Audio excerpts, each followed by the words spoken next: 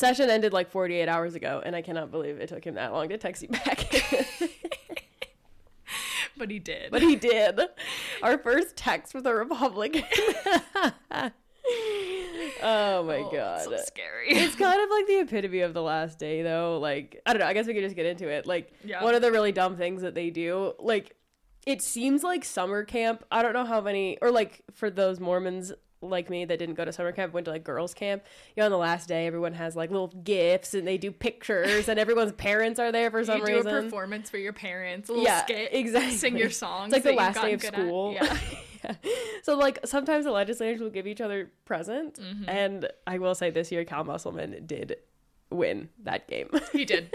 And I'm proud of him for that. I am too. At least they can joke a little bit, but he gave all of the other legislators a pair of nail clippers. Famously from our video that we posted during the special session. With a video of him clipping his fingernails on the floor of the Senate. Yes.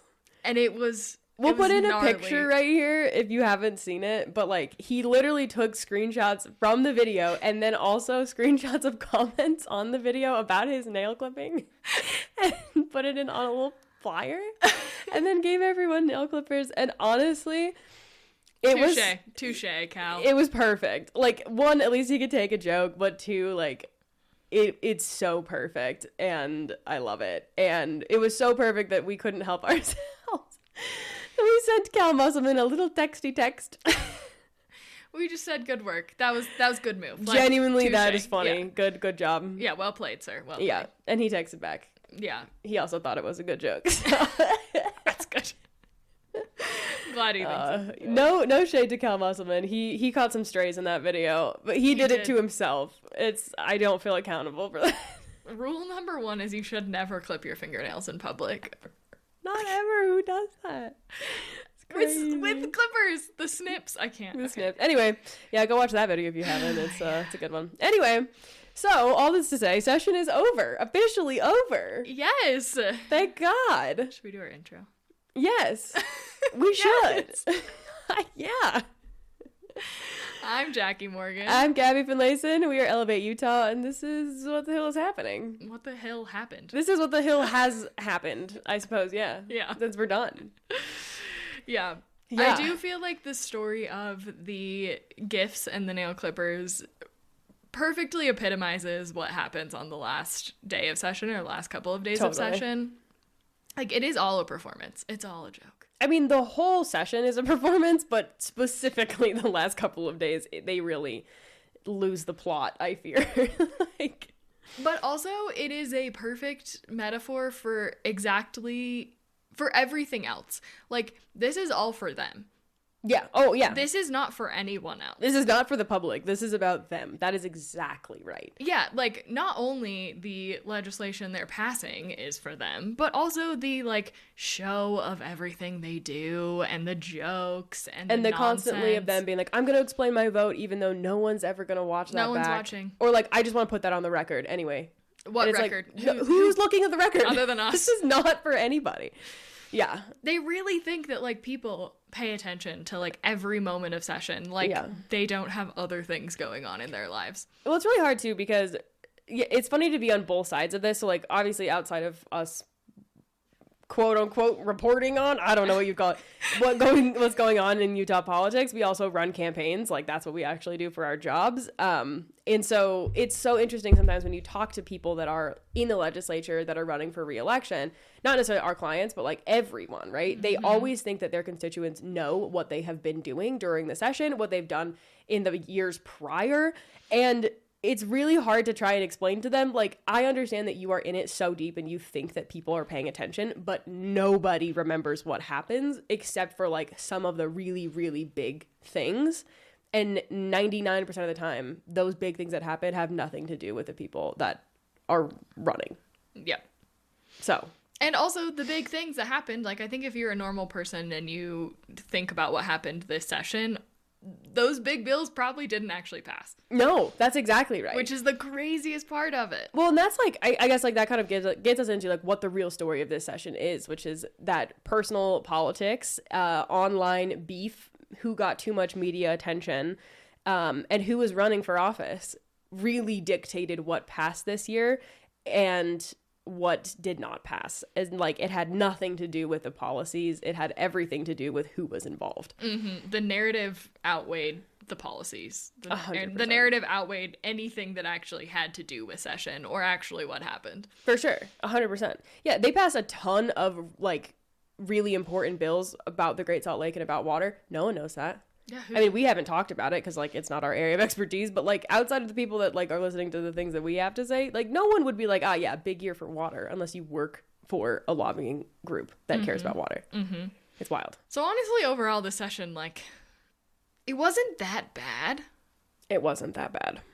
Which we said sort of as a joke to a lobbyist one of the last couple of days, and she pointed out rightly that like everyone sees the session through the lens of the issues that they care the most about. Mm-hmm. And so for some people, like some years can be super great, and for other people, the same session would be really, really awful. And like, it all depends on what you care about.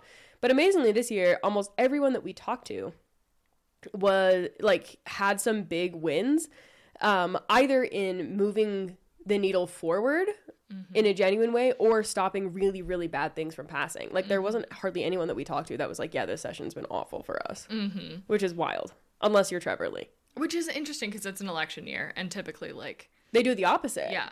They like want their credentials to like check their boxes of like, we did this and this and this for you, which like they still can do this year. It's just like other things.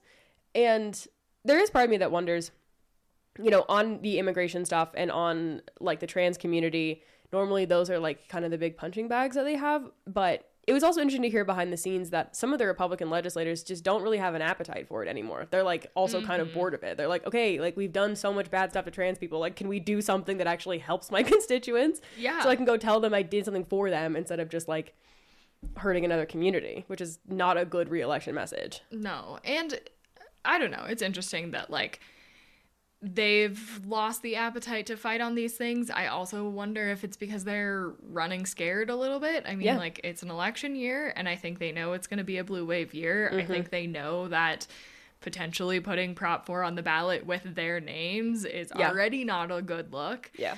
And they've had so much bad attention the last couple of sessions that it was a year to like try and put their heads down and work, I guess. I feel like we're giving them credit and that is weird. It's not, look, regardless of whatever the motivations are, I think we'll take it, right? Like not as bad as it could have been, or survivability is a super low bar, and we definitely recognize that. But given what was on the table at the beginning of session, it could have been so bad. It could have been really, really bad. And I think that's fair.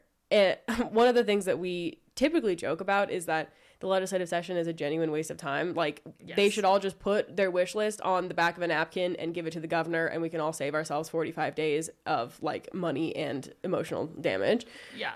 It's a performance. The whole thing is a performance. Right. But this is the first year in a long time where it didn't exactly feel like that. Like, it wasn't a performance in the same way. Like, going through the process actually mattered, whether it was genuine, like, public outcry killing bills, which a lot of that did happen this year, amazingly, but also because they clearly had some internal beef that they needed to work out, and that they wanted some public humiliation, and they wanted to give people some lashings, and they did that too, and I am not mad about it. Which led to some surprises. Big like, surprises. actually a lot of surprises. Yeah. Yeah. Which I think is like our big takeaway from the session, to just, you know, say it from the beginning here. Stop listening. But it's like, the policy didn't matter. They didn't kill the bills because they were bad bills. They didn't like not pass things because they were good or bad or because they wanted to improve people's lives. They killed things because of like personal beef and politics. And I think that's a hard thing to explain to people, and like people joke it's a sausage factory, which is the worst metaphor in the entire world. How the sausage gets made, not the other, not a sausage fest. But you don't want to see. That too, also. It is also a sausage fest. Gross. You don't want to see what's actually going on behind the scenes because, like, it's so much worse. It's so much worse. And better, in that it's more entertaining, but like, it's grim. grim. High school. It is. It really is. I think that was in no way better exemplified than with 3 specific legislators. Ooh, 3. 3 legislators, and for different reasons. Trevor Lee, Nicolene Peck, and Nate Bluen. Yep. Obviously we have different feelings about these 3 people, and I'm not trying to bucket them together, but this personal beef stuff was perfectly laid out with these 3 legislators. So the thing that everyone's been talking about, at least in our comments and in our little world, is that Trevor Lee, who we've talked about many times. Too much. But, like, just the biggest bigot you can imagine. He is super honest about why he is running the bills he's running. He is homophobic, transphobic, anti-immigrant, anything, everything. He is, like, one of the most... I can't even think of the right word, like, genuinely disgusting legislators that we have. Yeah. And if you want a full breakdown on why Trevor Alfred Lee is the most disgusting, go listen to our last episode. Go listen to the last episode. And, like, not only his history, but also we ran through all the bills that he ran and the reasons why he isn't passing very many bills, but somehow it got worse. Not very many bills, Jackie. This 0. man went 0 for 12 this year, which is a title normally reserved for progressive Democrats in the Utah legislature. But this year, Trevor Lee went 0 and 12, and that is a huge win for the state in general. But it also tells you a lot about what you need to know about the internal dynamics in the Republican Party in the legislature. Trevor Lee is someone who I think they recognize is very bad for their brand. I guess we can just pause really quickly as a quick disclaimer. Most of what we're going to be talking about today is rumors, alleged rumors, things that we've heard, things that people have told us, like, anonymously. So, like, none of this is a statement of fact. This is what we've heard. So don't sue us. This is just what we're saying. This is what we've heard. We're just giving you the gossip. We're giving you the gossip. This is all gossip. That's This perfect. is what it's like to be at the Capitol. Yeah, people just come up to you and they tell you stuff. So the other thing we've heard about Trevor Lee is that he's also kind of important for leadership, like, historically. He's the one that can get all of the really far-right people in line to vote for a priority for leadership if they're close on votes. But this year we did not. I think they're done. I think they're sick of it. Like, they're as sick of it as everybody else. Yeah, when you also have Republican legislators going after other Republican legislators on Twitter and tweeting horrific things, that's not good for anyone. No, and it makes it really hard for other people in that caucus to justify supporting his bills, because anyone that is running against that person can say, look at what the very clear stated motivations for this bill were, and your representative voted for it. And it's bad. It's bad stuff. I also wonder, who knows if this is true, but I do wonder if the Harvey Milk Boulevard Charlie Kirk bill was not approved by leadership. I don't think it was. And there's no way. He, like, before session even started a media tour around this bill. I mean, and media being, like, his personal Twitter account. That got picked up by all the outlets. Yeah. Yeah. And I think that's the reason that I wonder, because I think that leadership, for all of their power and manipulation behind the scenes, they want to set the narrative. Yeah. And they want to be in charge of what the message of session is. And that is not how they wanted to start session. And I wonder if that kicked off his legislative tour in a bad way. Yeah. And then he just continued to dig in and dig in. Yeah. No, I think that is exactly right. So since our last episode, and one of the biggest, like, kind of gossipy drama things that happened with with Representative Lee, so HB 88 was his bill that targeted undocumented immigrants, that removed every exemption that currently exists for undocumented people to get public assistance, things like vaccines, domestic violence help, homeless shelters, food banks, communicable disease testing, just, like, everything, like, literally any, like, healthcare, everything. This bill got watered down so many times because Trevor Lee is toxic and terrible. And again, go listen to our last episode if you have more questions about that. But it got to the floor, and in its 6th version, so it had been substituted 6 times already, and then it got circled, and which, like, basically means they put it on pause and they can come back to it if they want to. And it got circled to death this year. So HB 88 died on the board at the end of session. They actually sent it back to rules at some point, but like it just didn't move after that. But he took the version that would have been the 7th substitute and added it into a different bill, HB 386. Which seemed to be his favorite move of the session. Yes. He was trying to do this with multiple bills. This was like the second or third time that he did that this year. Yeah. Which I think already people, legislators in particular, who care about the process, don't like. Yeah. So that started it off on a bad foot. But he tried to substitute this into this non-bill. Like, it was a bill that did nothing. Yeah. It just, like, revoked some work programs that weren't federally enforceable anymore. That also had to do with immigration, so... But yeah, this what was left in it would have, you know, restricted undocumented kids from getting in-state tuition, certain scholarships, would have restricted first-time homebuyer programs, state retirement programs, and a couple other things, which are still really bad.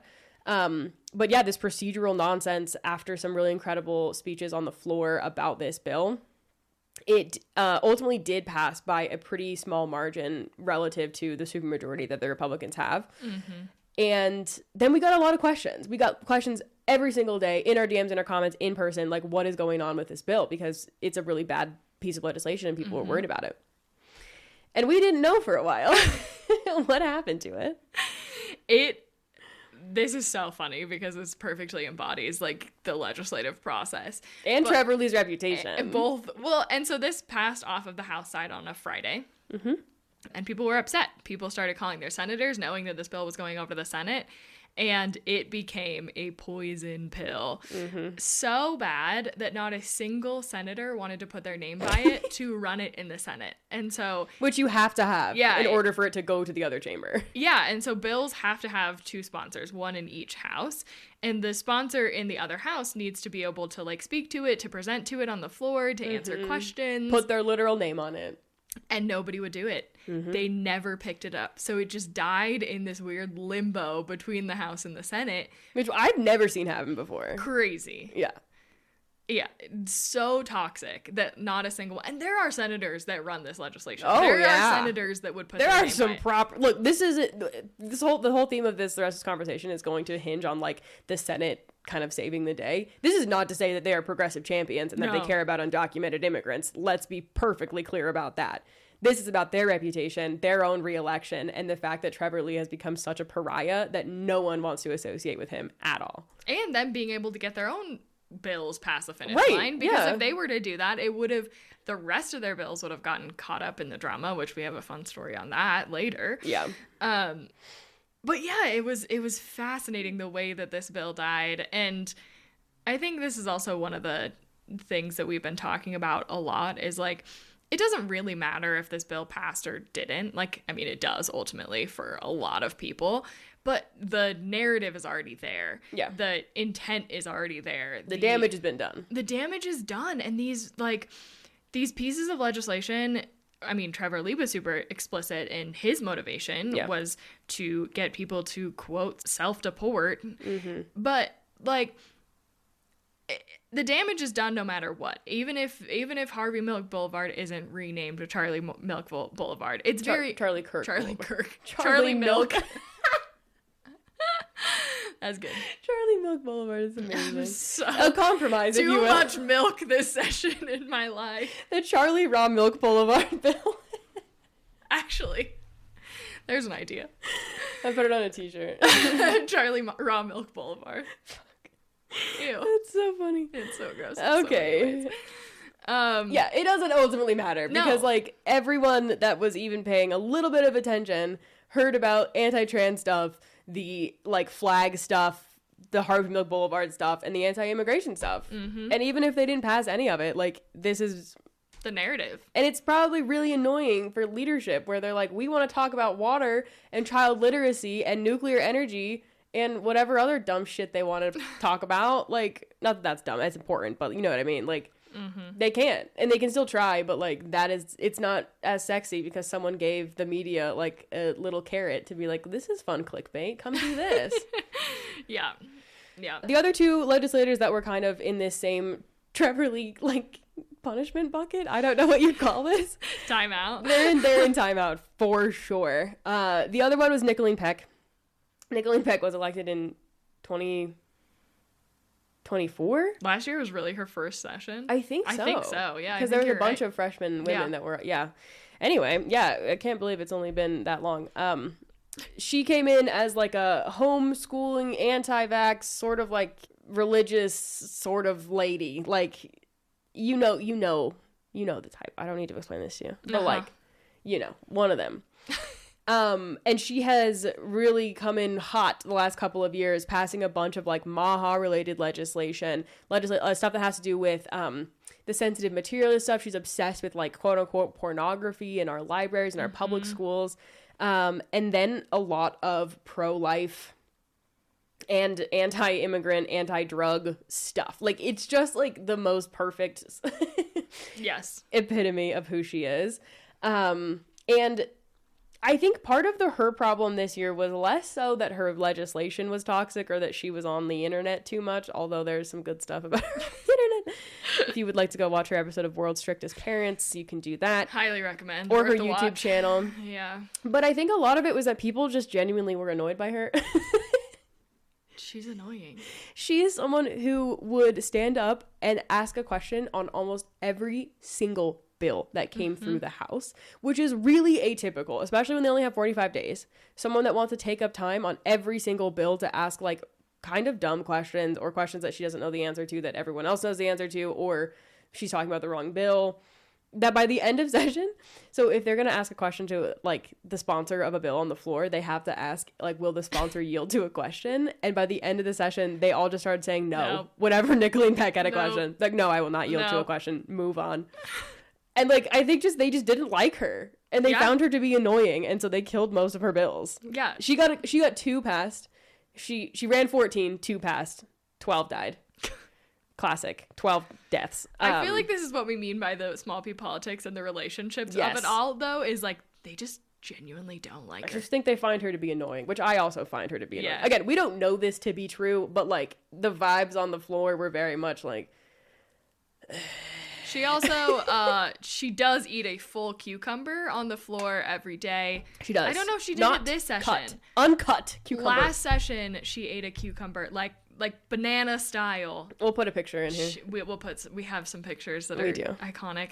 And then she gave a gift this year, too. Yeah, her gift was cucumbers. Well, I don't know if she actually gave cucumbers or just the note was cucumber. Yeah, a little note about cucumbers, because apparently it's become pretty emblematic of her. And unfortunately, unlike Cal Musselman, where it was kind of charming and funny, this was not funny. It was just weird. Anyways, Nicolene Peck. I'm sure we'll come back to some of her legislation. And then the third piece of this big puzzle here is Nate Bluen.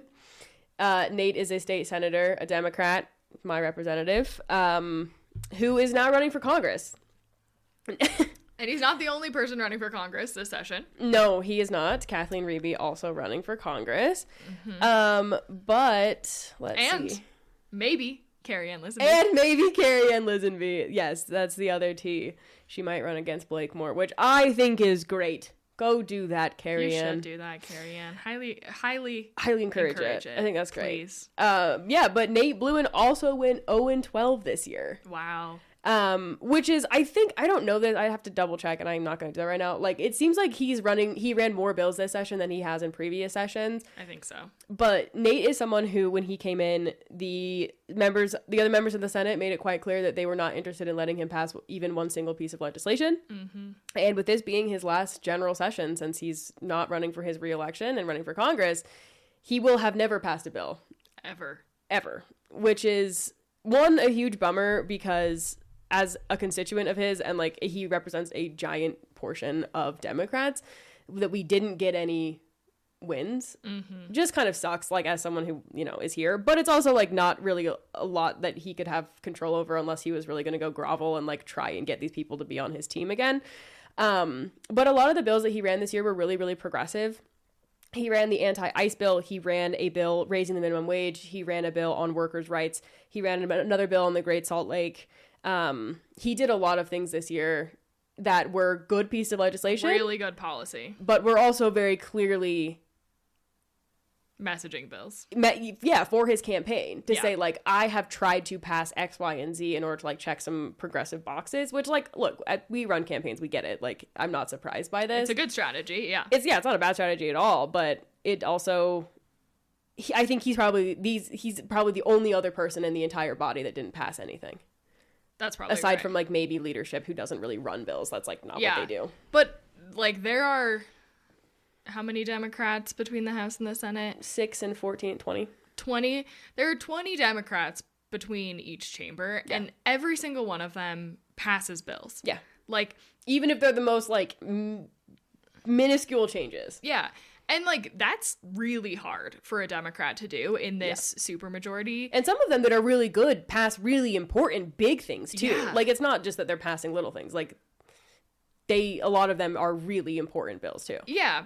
And I think we very much understand the role of a outspoken, progressive firebrand. Totally. I think there's a role for it on both sides, right? You have the Trevor Lee, and you have, we are them too. Yeah. But at the same time, there's also really important policy, and I think it's worth giving some recognition to the Democrats who are able to work together with someone on the other side to actually pass meaningful changes. And to, like, they are just as mad about a lot of this stuff as everybody else, but a lot of them have so much restraint because they know that they still care enough about passing the things that are important to them that they're not going to fight every battle.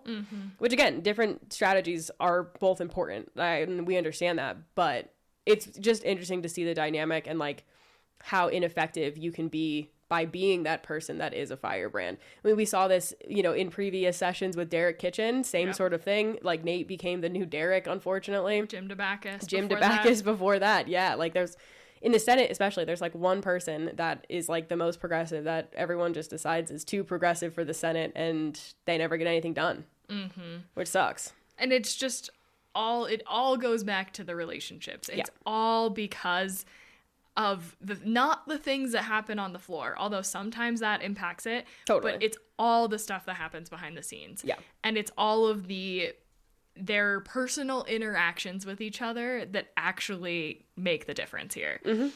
And it's hard sometimes to describe that to other folks too, because it's like, I can tell you this bill died, because it is a terrible piece of legislation, but unfortunately the bill died because, like, Trevor Lee's toxic. Yes, that's right. And that doesn't feel as much like a win sometimes. Yeah, no, it doesn't. Yeah, it's like you really wish that they would care about it on its merits. And I will say, especially on some of Trevor Lee's anti-trans bills and the anti-immigration bill on HB 88, there were several Republicans who were opposed to this on the merits of the bill and on the impact. And, like, I do want to make sure that we give them credit for that, because it really does matter in a supermajority state that there are some Republicans that are more moderate that are like, hey, now, like, we're going too far. But most of the time it's not about that. It's about the fact that they don't like this person and they don't want them to have a win. Yeah. A couple other stories about the process or the bills, dying because of this behind the scenes drama. I do think it's important to talk about what being in a supermajority really is. And we say supermajority all the time, and it means something, I think, very different than it does to the average person. Yeah. But being in a supermajority legislature not only changes who controls what happens, but also very small pieces of the process that ends up translating to how bills get passed or don't. And so in a supermajority like this, when they are in committees, they can have one Democrat on a committee of 5 or 6, or they can have 2 Democrats in a committee of 10. And, like, sometimes if there are 4 or 5 Republicans that are, for some reason, have stepped out of the committee, bills can live or die because of that small minority. Whoever's left on the dais. Yeah. And so, like, supermajority is actually, like, a technical term about how much power they have to govern. And if we were to be able to break that supermajority, which is over 2/3 in both chambers, Republicans have over 2/3 of the members in both the House and the Senate. So we'd need to pick up 12 seats in the House and then another 4 in the Senate, or breaking it in one chamber. And that would give Democrats a much bigger control, or much more powerful control of this process. But I think on a couple of particular bills this year, we saw that committee dynamic at play, which was really interesting for the drama in me. Totally, yeah. So starting with HB 479, which is being run by Jefferson Burton in the House. Whatever, he's fine. He's like not one of the worst ones. However, he has for multiple years in a row run the big anti-vote by mail bill. So he ran it last year, and then he ran it again this year. This year was HB 479, which basically gutted all the vote by mail processing. You'd have to go return your ballot in person. You would have to have round-the-clock staffed drop boxes, increase the number of polling locations. This would have cost like tens of millions of dollars for every county to implement all of these changes, which is just bad policy, first of all. But second of all, this policy would have also hurt rural districts more than anybody else, which are mostly conservative districts. And so, like, again, I will never understand why they want to get rid of vote by mail, because it is objectively good for Republicans. That's neither here nor there. But so he presented this bill in the House. There was a lot of concern about it. It ended up passing the House. The whole House, the committee and the House floor. Yeah. So we were all stressed, right? It gets assigned to a Senate committee. Also, considering this is the second year that this bill has been run, totally, yeah, is important, because like they've already had this conversation. Yeah. Usually you see those bills that are being run the second year, they usually pass, because usually the sponsor has done enough work. They do some compromising. The year that the bill has been at least floated and is ready to like totally move past the finish line. Yeah. Which is what we all thought about this. When it passed the House, we were like, oh shit, like this is going to be bad for everybody. Yeah. So we get to Senate committee, and they didn't even hear public comment. The Senate sponsor, who was on the committee, Mike McKell, basically shut it down. And he was like, no, we're not going to do this. We're not listening to this bill. Bye. He moved to the next agenda item. It was his bill. That's the craziest thing you've ever seen. Yeah, everyone was shocked. There were so many people there to testify against it, and they just were like, nope, anyway, we're moving on. Goodbye. You're dismissed, Representative. Something must have been going on, because the fact that their Bill's own sponsor killed it is crazy. Look, we don't know what happened. Again, this is the gossip. What we heard multiple things that could have happened. One, we heard that Mike McKell never agreed to be the Senate sponsor, and that Jefferson Burton just put him on the bill, and he was so mad about that, he killed the bill in his own committee. We heard that he didn't... Icon behavior. Honestly, if that's what happened, shout out. We heard that he didn't like the bill at all, and he was the sponsor of it so he could kill it. This also could have been something that, like, the governor... Also, Mike McKell is the governor's brother-in-law. It's important to know. The governor could have not liked this bill. Leadership could have decided they didn't like this bill. Or he could have just genuinely, like, not cared about it and didn't want to waste time on it. We don't know. But clearly something was happening, and that bill just died and never came back. Which is great for everybody. But, like, some real drama went down with that. Yes. And, like, again, not on the merits of the policy. Nope. Just personal politics. They were like, never mind. We want to keep vote by mail. Goodbye. It was wild. It was crazy. It was crazy. Or like the things that we think are crazy. I'm sure these people are like, whoa. Yeah. They moved to the next agenda item. Can you believe it? No way. What? Again, our lives are so lame sometimes. I think people are like, this sounds so exciting. I'm like, yeah, he moved on from the agenda item. He made a motion. He made a motion to move. Yeah, no, not good. Anyway. Okay, some more fun tea. If you're a person that's listening, you're gonna love this now. Yeah. The people that care enough to listen to this probably think it's dramatic. It's good. So there was some other fun drama that we couldn't quite track down what was going on until we did some investigating. Yes, we got the drama from other people. Allegedly. Alleged drama. This is about to get us in trouble. This is gossip. Yeah. No, just make sure don't say anything that could make it clear who said it. No, okay, yeah, obviously. Yeah. So there was a bill being run. It had to do with taxes. I don't really know or care to know what the policy was. And there are a few things that happen during session. First of all, leadership, who, when we say leadership, we typically mean the Speaker of the House and the Senate President. Yes. And there's like a few other members of leadership, but the Speaker and the Senate President are both very, very powerful. Yes. And you see this manifested in a lot of ways, but like they're not in committees. You don't see them speaking in committees. They're not on the floor, like making public comment or making statements about bills. Yeah, we saw one time this year that happened. Yep. They hardly ever even sponsor legislation. The only time this happened this year was the Speaker of the House ran one bill. Yeah. And it passed very quickly. And yes, it did get amended. He like did I think a decent job of like making some amendments to it, but it's really weird to see him on the floor. That was the only time. One bill in the House, none in the Senate. I think we saw it in like he spoke on a couple of bills on the floor too, but right. But like sometimes he didn't run sometimes they will also run one piece of legislation together, like the Senate President and the Speaker. They didn't have one of those this year, which was interesting. Yeah. And so they do all of their working behind the scenes. So, like, they're texting and calling representatives. They're holding things in rules for certain reasons that have to do with politics. Like, they are doing all of it by pulling strings behind the scenes. Yes. And if there's something that they want, a bill that they want run, they give it to their most trusted person or, like, someone that they think will run it and will do a good job with it. Like, they will just say, like, this is your bill now. Go run it. Yes. But, like, all of the legislators know that, like, this is the Speaker's bill. Yes, everyone knows who, the President and the Speaker's bills are. Like, and, this is an important bill because, like, behind the scenes, the Speaker is, like, really pushing for this and, bill. like, don't speak against it or all your bills are going to get held in rules. Yeah, all your bills are going to die. Yeah. Which is so powerful and crazy and something no one ever sees. No. Like, ever. We don't always know which bills are, like, Speaker's bills or the President's bills until like pretty far down the process when you start kind of seeing this happen or someone will like mention like, oh, this is like the Speaker's bill, like in the hallways or something. Yeah.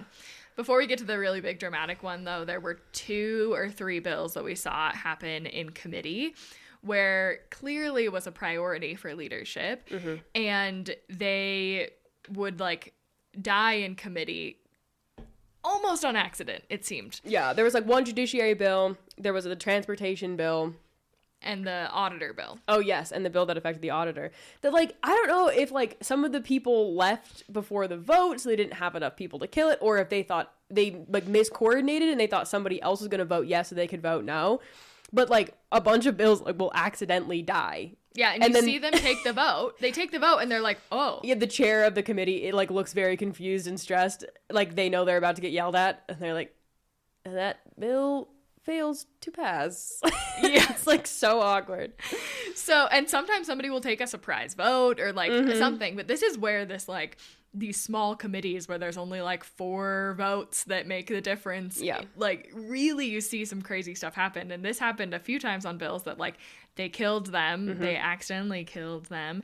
And then they either got brought back up later in that same committee. Yeah. So you could see that there were some texts or calls being made to the legislators on the committee that was like, what the fuck did you vote that way? What did you do? Like, trust me, you need to flip your vote right now. And if you don't, which does happen, we see that happen all the time. You will see the consequences. Yes, correct.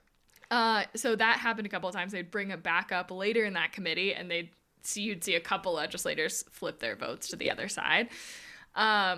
Or like have to schedule a whole nother committee meeting. That's what happened with SB 242, the transportation bill, where like they had to schedule an entire new committee just to hear that bill again. Yeah. And like they can manipulate every piece of that process. Yeah. They can schedule a new committee. They can set it on the agenda. They can do these things where it's like, if that actually meant that bill was dead, it would, they would not be good at this process. But because they can control every single thing that goes on, they can do whatever they want. Yeah, that's exactly right. So back to this other big drama. So there was a bill that we think it had to do with taxes. I cannot remember. It's not really that important. There's 1,000 bills in our head, so yes. But this was a bill that we heard only afterwards was the Speaker's bill, that he was having a representative run. It made it through the House just fine. Of course it did. Of course it did. Of course it did. Because that's his chamber. Yes. And then when it made it to the Senate, Dan McKay killed it. There was a committee meeting. There were 4 senators that were present in the committee meeting. Some of them were like out in other committees or had stepped out of the room or whatever. 4 of them were present. This bill came in, and you saw Dan McKay, Lincoln Fillmore, and another senator, we don't remember who, all vote to kill this bill. Yep. So it failed with a vote of three votes. Yeah. It took to kill this bill. Yes. And like only one person voted for it or something. Yeah. Yeah. And it was really weird. And we were like, okay, whatever. Like, that's care. fine. Like, I don't know. Anytime something gets killed in the Senate by Republicans, we're always like, oh, interesting. Okay. And then we all move on with our day because, like, who cares? It's not a bill that we were following. And this is where, like, escalations were already rising between the House and the Senate, clearly. Yeah. This was, like, maybe last week that this happened. Mm-hmm. Which is, like, pretty typical. Like, towards the end of session, like, it's far less, like, Democrat versus Republican and more, like, the chambers are fighting with each other. Mm-hmm. Which, whatever. Because they get upset that their bills, like, on one side get to the other side and then die. And they're like, oh, these people don't know anything about my bill and they killed it and they're dumb and they're wrong and blah, blah, blah. Yeah. So Dan McKay and Lincoln Fillmore killed this bill. And things got incredibly dramatic from there. Yes. Rumor has it. Allegedly, the gossip is Dan McKay was on the House floor. He was taking a little visit, a little walk over to the House side. Right after he murdered the Speaker's bill. Right after, the same day. And he theoretically got escorted by the Greencoats, the guys that run the Senate and are the employee security guards. They're very nice. He got escorted off of the House floor. Which, drama. That never happens. Ever. It was wild. Then a bunch of McKay's bills and Fillmore's bills all died in House committee, like one after another the same day and the next day. Then, sort of in retaliation, we heard that a bunch of bills got, like, caught in the crosshairs of the fighting. Yeah, and you saw, like, in the course of, like, 2 days, like, 10 bills died between the chambers. Which, like... Great for us. We mentioned this on the TikTok. There were like 4 of Lincoln Fillmore's bills in one committee and 3 of them died. Yeah. It was insane. And they do this in the most like evil way possible. They make these representatives go sit in the committee and like present their bills and then they just like no. It's crazy. It's amazing. Yeah. But then apparently, so then they brought that bill back, is my understanding. The Speaker's bill. They had another committee very quickly. Yes. And then they passed the Speaker's bill. And then, what we can only assume was a show of good faith. Dan McKay came over from the Senate to the House and sat on the dais next to the Speaker of the House for like 20 minutes. Which we were wondering if he was in timeout. It sounds like this was them trying to say that, like, we're friends again. We're chill. Stop murdering everyone's bills. This was, like, their ceremonial peace agreement signing. You don't see other representatives go sit on the dais, ever. No, especially senators. Yeah, like, ever. Sometimes you'll see representatives go up and, like, talk to the Speaker or talk to the Senate president, but none of them ever go sit and talk up there. And he was up there for a while. He was. It was incredible. We loved it. Yep. That was fun. Yeah. We're talking about no actual policy here. We are like just straight up talking about gossip. I love it. If you would like to go read the recap that Ben Winslow did that's very, very long about what passed and what didn't, you are welcome to do that. He's not going to tell you this, though. Yeah. It's not going to tell you the drama. Reporters aren't. They're too good to...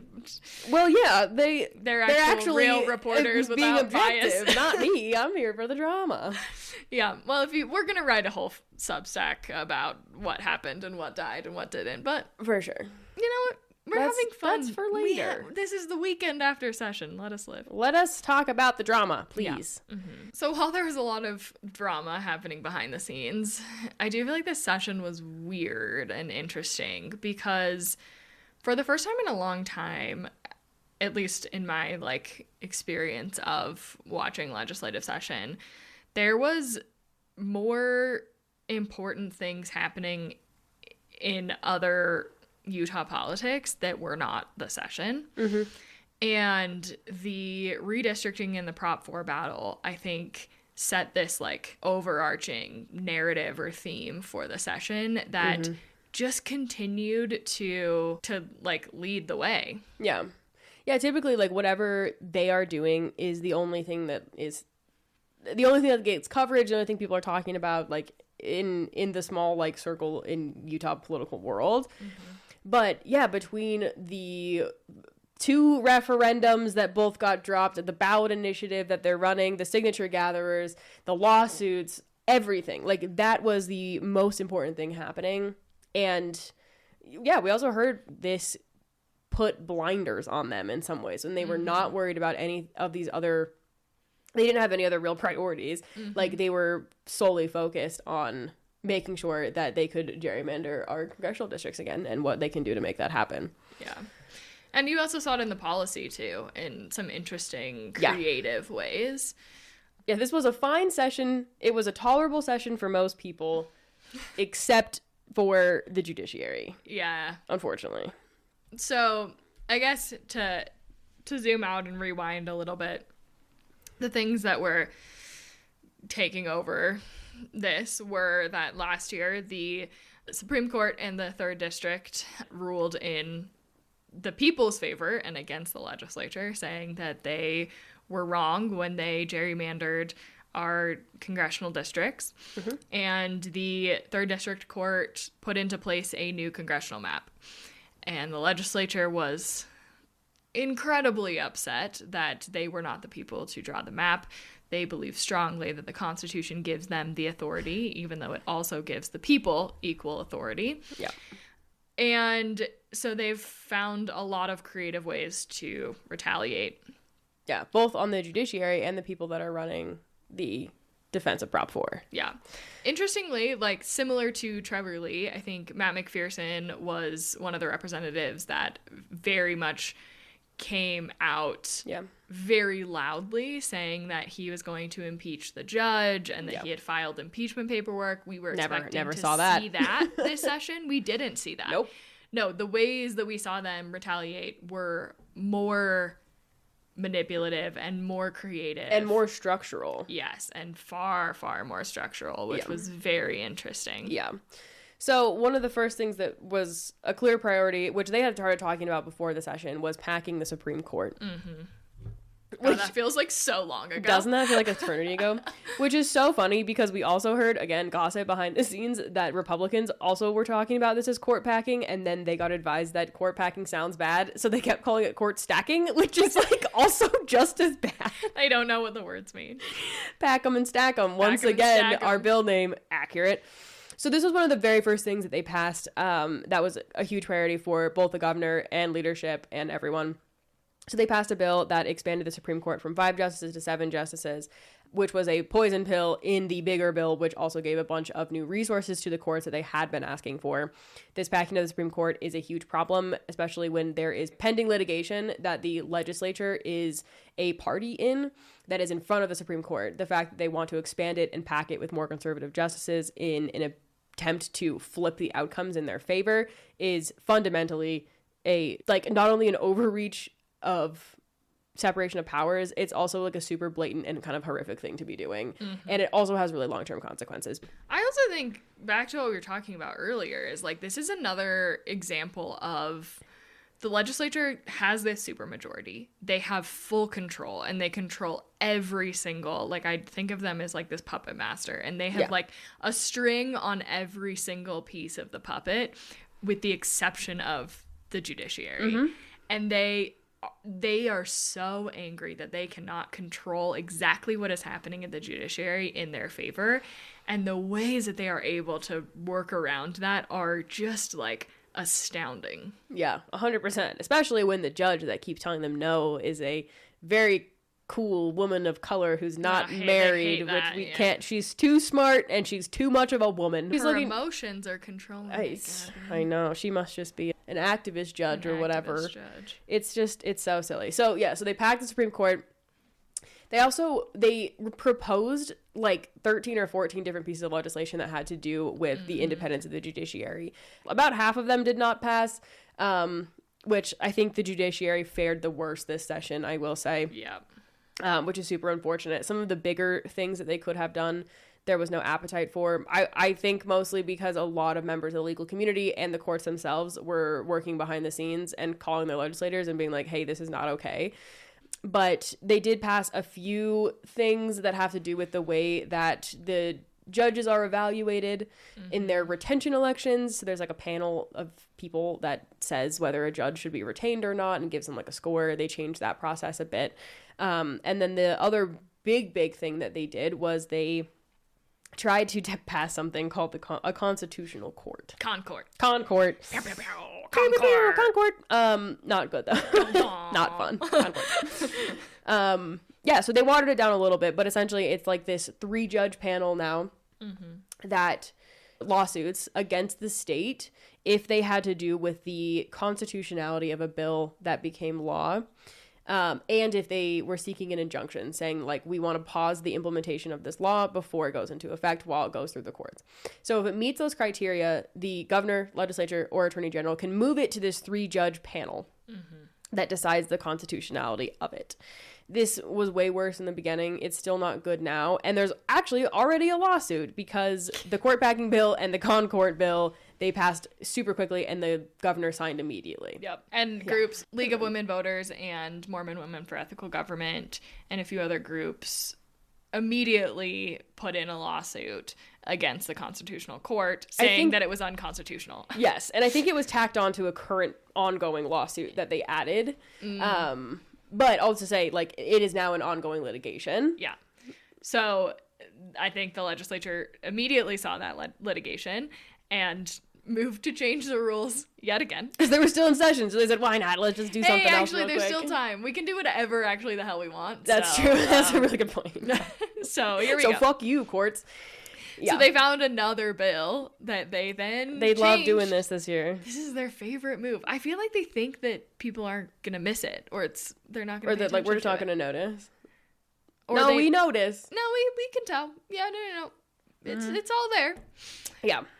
So yeah, they added this new provision in another bill that said if courts strike down their constitutional court situation, the Concord panel, tri-court. The amount of times this is saying unconstitutional, and this is so confusing. Yes.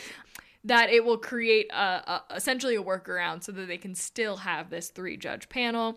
They also opened it up so that not just the governor, the attorney general, the legislature are the party that can move this suit into the 3-judge panel, but now any party in the case can.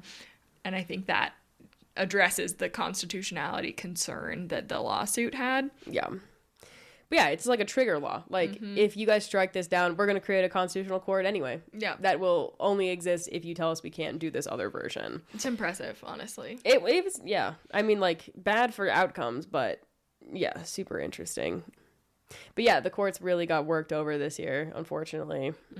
It could have been worse again, like, which sucks to say because it's not helpful, but like, it could have been worse.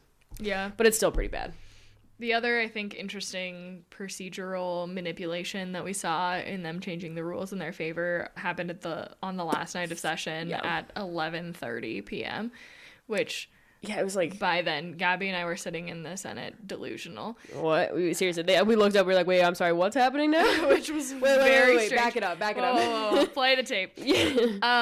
And so they had this bill that was, again, a non-factor. It was a fine bill. It basically said that, like, the people that are trying to remove signatures from an initiative or referendum have to follow the same rules as the people that gather those signatures. Like, they have to say if they're paid and, to wear a little badge. You have to whatever. Like, it was fine. It was like, okay, that makes sense. Like, it was because, like, the removal effort for this Prop 4 initiative that is now going on because... The legislature is having to follow the rules that they have put in place. And that are very difficult. The rules that they put in place was that people have 45 days to remove their signature after their signature's been validated, which is now hilarious that they are having to use this process. And now they are, like, stressed about this removal because it's being used against them. Yeah. And so since people are removing their signature, I think it triggered some conversation that they need to update these laws for signature removal, which I think is fine. It probably is correct that they do need to update them. Yeah. But at 11:30 at night on the last night, they added a new change to this bill that specifically went after Better Boundaries and the groups that are trying to get people to remove their signatures. Because they were manipulated into signing it in the first place, to be clear. Manipulated and lied to. Like, straight up lied to, in many cases. Yep. and fraud. Sometimes there's actual signature fraud for the first time. I feel like everything is a full circle moment now. It's I feel crazy. like the like Phil Lyman people that are like, this was signature fraud, but it was actually. It was fraud. So yeah, they're trying to get people to remove their signatures, and one of the ways that they're doing that is by mailing because they make it hard to do this. You have to fill out a form. You have to take that form in person. And it has to be like a wet ink signature. You have to actually print it out and sign it yourself, and then bring it to the clerk. Yeah, which is not an easy process. So they've been sending that form to people with a prepaid stamp for them to send it back to the clerk's office. Yeah, very clever, very smart. And at 11:30 at night, they were like, "Oh, we should probably make that illegal." What if we banned prepaid postage for removal efforts? What if we did that? Yep. So they did that, which kind of really sucks, actually. It's just like, if I didn't hate it so much, I would be like, I'd respect it. Respect game, you know? Like, they really are good at changing the rules for themselves. Yeah, but the thing that they're stupid about is that they only have 45 days to do it. And somehow this year, like, so many factors converge during these 45 days, which normally doesn't happen. It's like all the rest of the year when, like, they call themselves into a special session and blah, blah, blah, blah, blah, and, like, they do the lawsuits. But, like, the running for Congress, the Prop 4 stuff, the removal effort, and the legislative session all happened at the same time. And it was just very chaotic, but yeah, they did change that. And so now it's going to be interesting to see how the removal and rescission coalition kind of changes their tactics to try and implement this. Because, the governor already signed that bill. And crazy. It is now law. He signed only 11 bills the day after session. 10 bills that did basically nothing. One bill that was very important, this one. So crazy that was one of his priority bills. Interesting. I wonder why. Insane. Yeah. I mean, this is a full circle, I guess, to how we started this, but like, we say so much that this process is intentionally hard to track. Yeah. And the only reason that we are able to do it is because this is our full-time job and that we have the time and privilege to pay attention to what they're doing. Mm-hmm.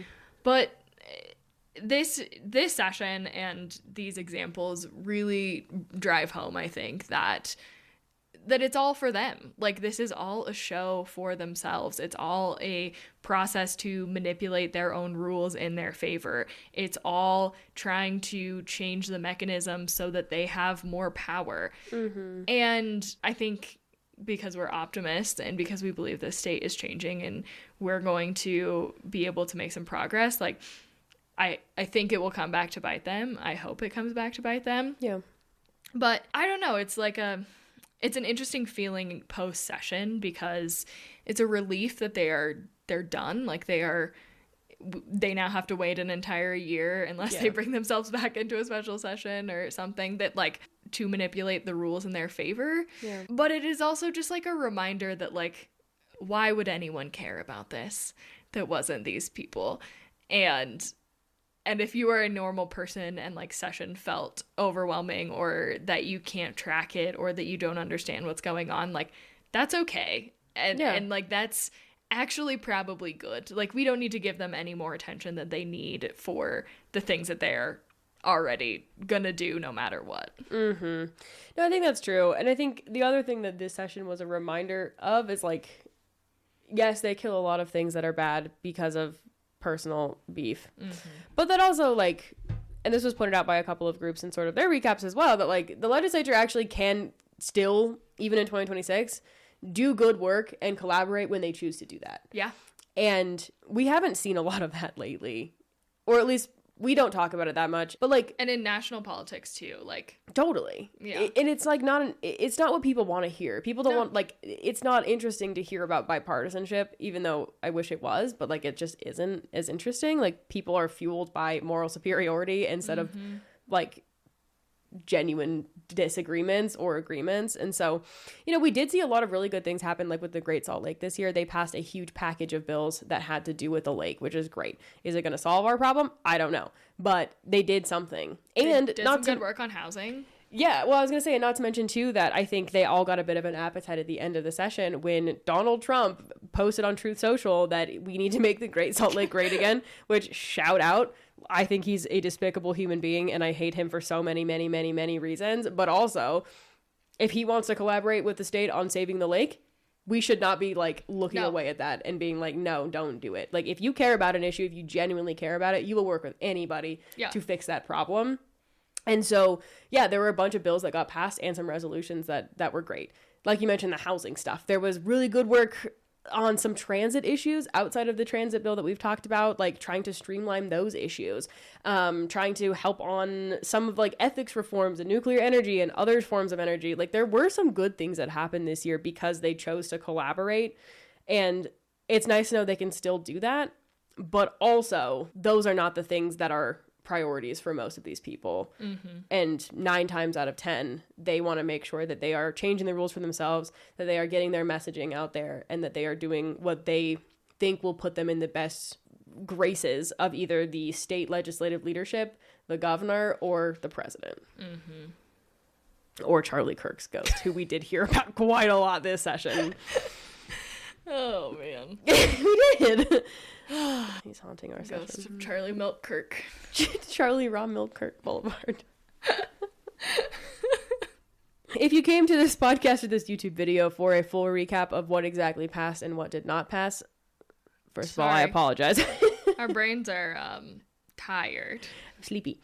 But the good news is that we are going to do a longer breakdown on a lot of these things that passed and didn't pass, and good bills and bad bills in our Substack.